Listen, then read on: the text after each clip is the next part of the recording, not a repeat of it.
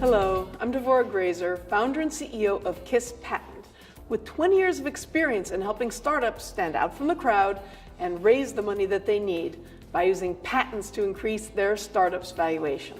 With elections being as contentious a topic as ever, I want to talk about viruses and voting machines and ask a scary question. Can our democracy be hacked? Voting is on everyone's mind, particularly in regard to the US presidential campaign. As of this video, massive numbers of voters turned out for Super Tuesday, but we still don't know who the Republican and Democratic candidates for president will be. But voting only works if an election is free and fair. That is, everyone's vote needs to be counted once and only once. Plus, everyone's vote counts. So all votes have to be correctly collected and tallied.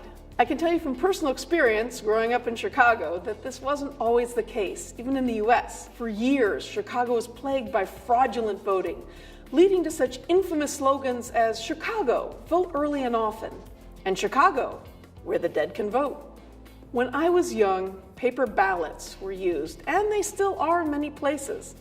Paper ballots have many problems, including the infamous Hanging Chad case, in which it was difficult to tell which candidate the voter had selected during the US presidential election in 2000. That case went all the way up to the US Supreme Court, which ultimately determined the outcome of that race, with President George W. Bush being elected. Now we have much better technology with electronic voting machines, but these machines have their own vulnerabilities. As reported by PC Magazine, Diebold's original voting machines, which were widely used across the US, were vulnerable to hack attacks, even to hackers that had only access to one machine, who could still perpetrate an attack across an entire voting machine network. Recently, Ars Technica reported that voting machines made by Advanced Voting Solutions and used until recently in Virginia and Pennsylvania were astonishingly easy to hack because all of the machines use the same hard-coded, easy-to-guess password. One of those passwords was admin. Seriously, admin.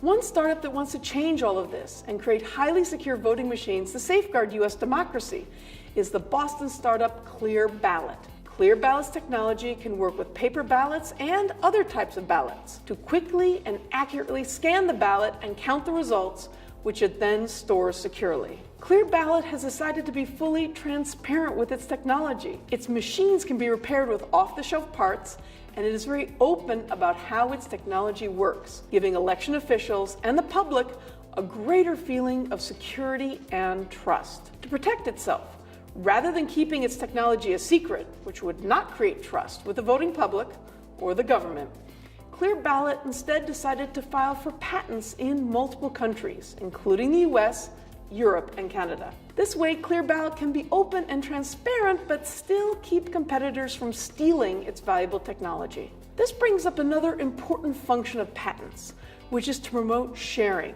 In many cases, your market and stakeholders who influence your customers want transparency from your startup. They want to know how your technology works to build a sense of trust and comfort in relying on your startup's technology. Keeping details of your technology secret blocks your startup's ability to be open and transparent and can kill that much needed trust with your customers and stakeholders. But patents allow your startup to open up and create trust by freely sharing those details about your technology. Not to mention that patents can add $1 million or more to your startup's valuation. But that's the subject of another video. Want more information? At KISSPatent.com, we have guides and information to help you launch your patent. Click the link below to download our free guide on how to increase your startup's valuation with a patent. That's it for now. If you have any questions, please leave your comments below or email us at info@kisspatent.com.